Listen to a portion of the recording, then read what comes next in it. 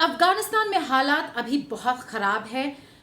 Kabul airport में भीड़ मची हुई है, लोग जमीन पर बैठे हुए हैं। कुछ ऐसे भी हैं जो बिना पासपोर्ट के एयरपोर्ट पहुंच चुके हैं इस फिराक में कि कोई मदद कर दे और वो अफगानिस्तान छोड़ पाए।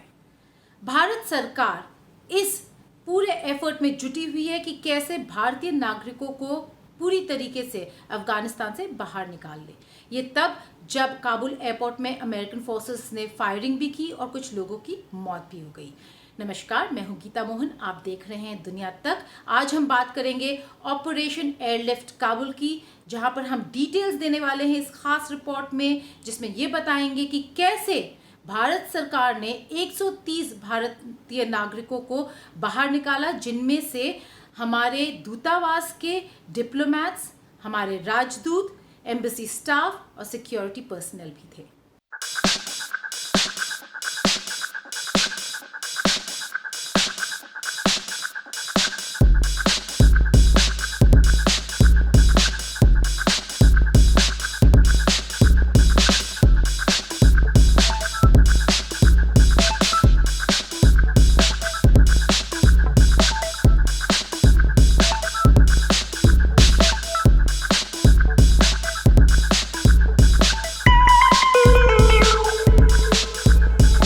वतन वापसी कराई गई। भारतीय वायुसेना का C-17 विमान काबुल से रवाना हुआ था। इसमें भारतीय दूतावास के कर्मचारी और वहां मौजूद सुरक्षाकर्मी और कुछ भारतीय पत्रकारों को वापस लाया गया। भारतीयों को वापस लाए जाने की इनसाइड स्टोरी बेहद दिलचस्प है। मंगलवार तड़के करीब 14 वाहनों में कुल 130 लोगों को एयरपोर्ट पर लाया गया था। इनमें भारतीय नागरिक, पत्रकार, राजनयिक, एम्बेसी का दूसरा स्टाफ और भारतीय सुरक्षाकर्मी शामिल थे। काबुल एयरपोर्ट पर भीड़ होने की वजह से विमानों की उड़ान पर रोक लगाई गई थी। ऐसे में वायु सेना को मिशन दिया गया कि इन सभी को सुरक्षित लाया जा सके।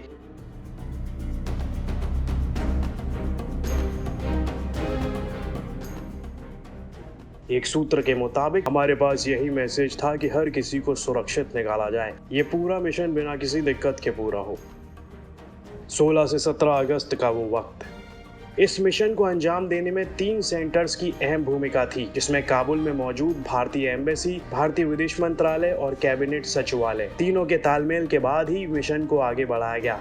काबुल के आसपास जो भारतीय थे उन्हें एयरपोर्ट तक पहुंचाने के लिए अलग अलग बैच में वाहनों को तैयार किया गया।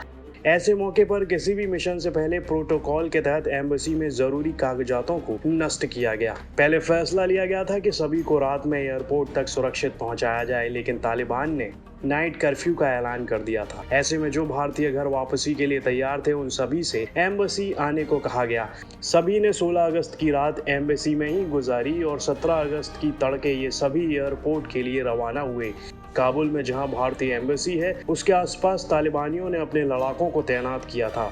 किसी को आने जाने नहीं दिया जा रहा था, लेकिन भारतीयों को कागज दिखाने के बाद एंट्री मिल रही थी। लेकिन अगर कोई अफगानी नागरिक ऐसा करता तो उसे रोका जा रहा था।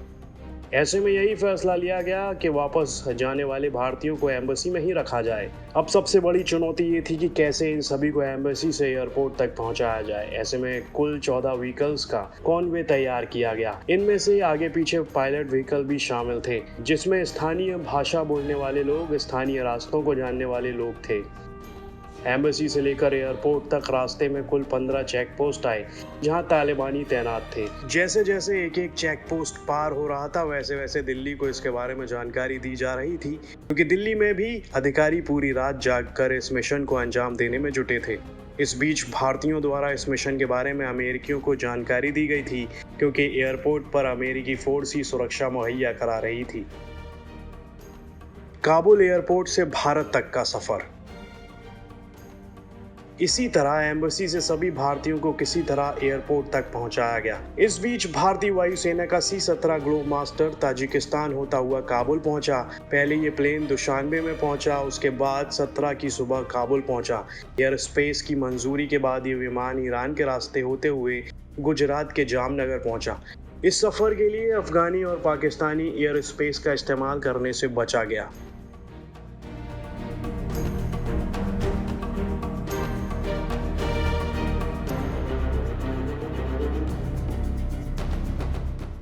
एक सवाल ये भी खड़ा हो रहा है कि क्या भारत ने अपने लोगों को निकालने में देरी की, लेकिन इसका जवाब यही है कि एम्बेसी में सभी अधिकारी अपने अपने मिशन में जुटे थे। ऐसे में उसके मद्देनजर ही ये सब प्लान किया गया।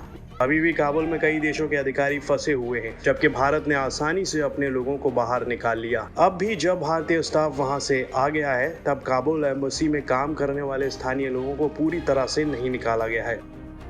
भारत उनको उनकी सैलरी देगा। अगर आने वाले दिनों में बैंकिंग को लेकर कोई दिक्कत आती है तो उसका भी रास्ता निकाला जाएगा।